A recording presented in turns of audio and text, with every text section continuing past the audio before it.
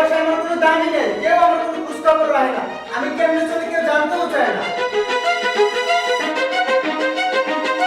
কি হয়েছে তোর? তুই এভাবে চিল্লাইতেছিস কিসের জন্য? কি আর হবে, আমার এই বিষয়ে কোনো মূল্য আছে? আমার কেউ দাম দেয়? না না, কি বলস তুই? তোর বিষয় তো সবাই খুব পজিটিভ, সবাই তোকে খুব আদর করে, কে তোকে গুরুত্ব দেয় না? তোকে তো সবাই গুরুত্ব দেয়, আর আব্বু আম্মু তো আমার থেকেও তোকে বেশি আদর করে। আমি যখন যেটা চাই তখনই এই বাসায় শুধু অভাব আর অভাব। আমি কি একদিনও একটা জিনিস চাই তোমাদের কাছে পাইছি? বুঝোস তো, আব্বু আম্মুর এখন বয়স হয়েছে, এখন কি আর আগের মতো টাকা ইনকাম করতে পারে আর আমাদের এরকম হাত খরচ দিতে পারে? যখনই তোদের কাছে আমি কিছু একটা চাই তখনই তোর অভাব থাকে, শুধু অভাব। তোদের কাছে কখনো কিছু চাই আমি পাই না। আমি যে আমার ইচ্ছা মতো চলবো, তোরা আমাকে চলতেও দাস না।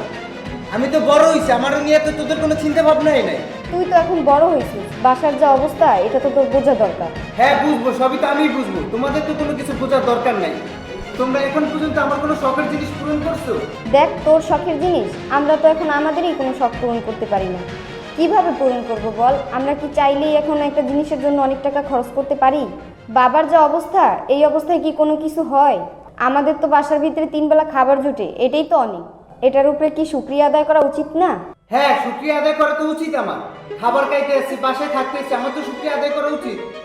আচ্ছা, আমার কার কোনো কিছুর প্রয়োজন নাই? আমি বারবার বলতেছি আমি আমার বন্ধু বান্ধবের সাথে একটা ট্যুরে যাব, কেউ আমাকে কিছু টাকা দাও, কেউ আমার প্রতি কোনো খেয়াল রাখে না, একটা টাকা পর্যন্ত দিতে চায় না। আচ্ছা, আমার কি কোনো শখ পূরণ করার ক্ষমতা নাই? আমি কি আমার শখ পূরণ করতে পারবো না? থাক ভাই, রাগ করিস না, আমি দেখতেছি কি করা যায়। তোর কত টাকা লাগবে বল? বেশি না ভাই, তোমরা আমাকে 2000 টাকা দাও, আর লাগবো না আমার। দেখ ভাই, আমার কাছে তো 2000 টাকা নাই, 1000 টাকা আছে। তুই চাইলে ওইটা আমি তোকে দিতে পারি, আর সামনের মাসে টিউশনের টাকা পেলে তোকে বাকি 1000 টাকাও দিতে পারবো। 1000 টাকা দিয়ে আমার কি হবে? আমার লাগবে 2000 টাকা, আর তুমি 1000 টাকার গল্প শুনাইতেছো আমাকে। দেখ না, একটু ম্যানেজ করতে পারোস কিনা? আর সবাই মিলে ঘুরতে যাইতেছোস, সবাই তো আর একই রকম চাঁদা দিবে না। তুই একটু ওদেরকে বল যে তোর কাছে এখন টাকা নাই, তুই কয়দিন পরে টাকাটা দিবি, তোর কাছে এখন যেটা আছে তুই ওইটা দিবি। হ্যাঁ, আমি আমার বন্ধুদের সামনে সবসময় ছোটই থাকি, তোমরা তো চাই আমি ওদের সামনে ছোট হয়ে থাকি। থাক ভাই, মন খারাপ করিস না, আমি তোকে টাকা দিচ্ছি।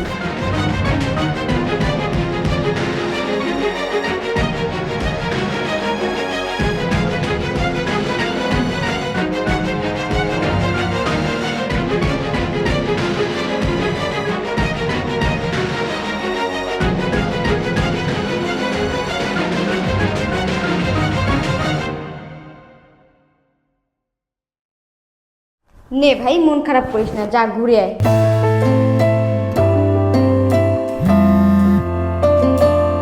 হ্যালো, কে কই তুই? আমি তো বাসায়। কেন আজকে না আমাদের সাথে বই কিনতে যাওয়ার কথা? আচ্ছা ঠিক আছে, দেখি কি করা যায়। আমি আসলে টাকাটা ম্যানেজ করতে পারি নাই। আমি যদি টাকাটা ম্যানেজ করতে পারি তাহলে তোকে জানাচ্ছি। আর মনে হয় না আমার বই কেনা হবে।